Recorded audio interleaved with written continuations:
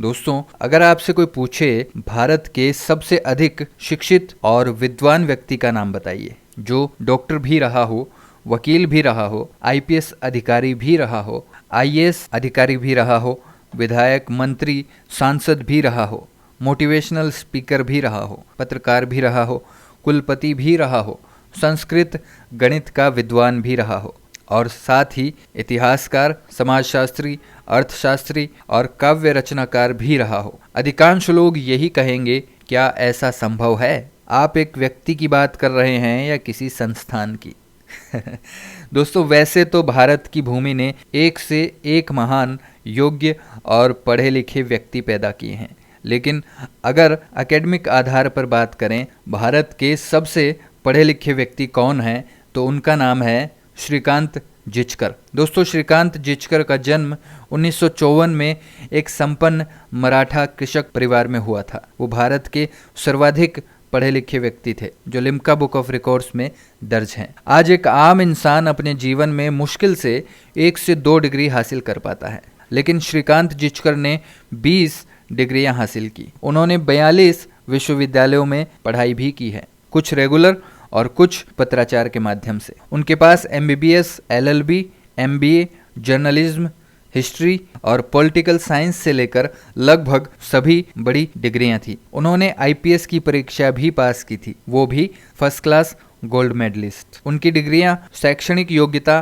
कुछ इस प्रकार थी: MBBS, MD, gold medallist, LLB, LLM, MBA, bachelor in journalism, Sanskrit में डीलिट की उपाधि, यूनिवर्सिटी टॉपर रहे, MA in English, MA in Hindi, MA in history, MA in psychology, MA in sociology, MA in political science, MA in archaeology और MA in anthropology. दोस्तों, Shrikant Jichkar 1978 batch के IPS और 1980 batch के IAS अधिकारी भी रहे हैं। 1980 में महाराष्ट्र में विधायक बने। 1992 से लेकर 1998 तक राज्यसभा सांसद रहे। श्रीकांत जिचकर ने वर्ष 1973 से लेकर 1990 तक का समय यूनिवर्सिटी के इम्तिहान देने में गुजारा। 1980 में आईएएस की केवल 4 महीने की नौकरी करके इस्तीफा दे दिया। 26 वर्ष की उम्र में देश के सबसे कम उम्र के विधायक बने। महाराष्ट्र सरकार में मंत्री भी बने। 14 पोर्टफोलियो हासिल कर सबसे प्रभावशाली मंत्री रहे।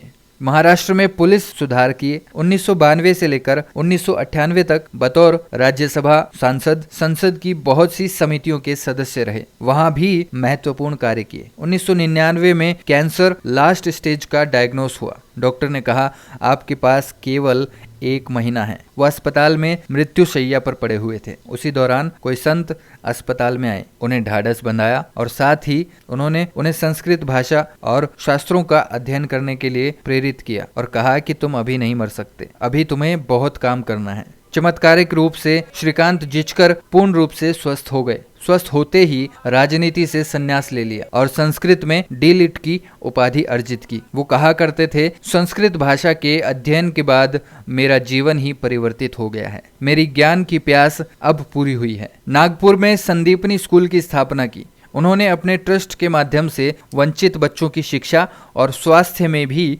योगदान दिया। नागपुर में कवि कुलगुरु कालिदास संस्कृत विश्वविद्यालय की स्थापना में भी उनका योगदान रहा। उन्हें किताबों से बड़ा प्यार था और उनके पास तकरीबन 52,000 किताबों का एक बहुत बड़ा निजी पुस्तकालय था। 2 जून 2004 को नागपुर से लगभग 61 किलोमीटर दूर एक ट्रक ने उनकी कार को टक्कर मार दी। इस हादसे में श्रीकांत जिचकर का निधन हो गया। विभिन्न व्यक्तियों के जन्म दिवस को उत्सव की तरह मनाने वाले हमारे देश में ऐसे गुणी व्यक्ति को अधिकतर लोग जानते भी नहीं, जिसके जीवन से कितने ही युवाओं को प्रेरणा मिल सकती है। ऐसे अत्यंत प्रतिभाशाली व्यक्तित्व को शत-शत नमन। उम्मीद करता हूँ भारत के इस प्रतिभावान व्यक्ति के बारे में जानकर आपको भी प्रेरणा मिली होगी। मिलते हैं अगले वीडियो में, तब तक के लिए धन्यवाद।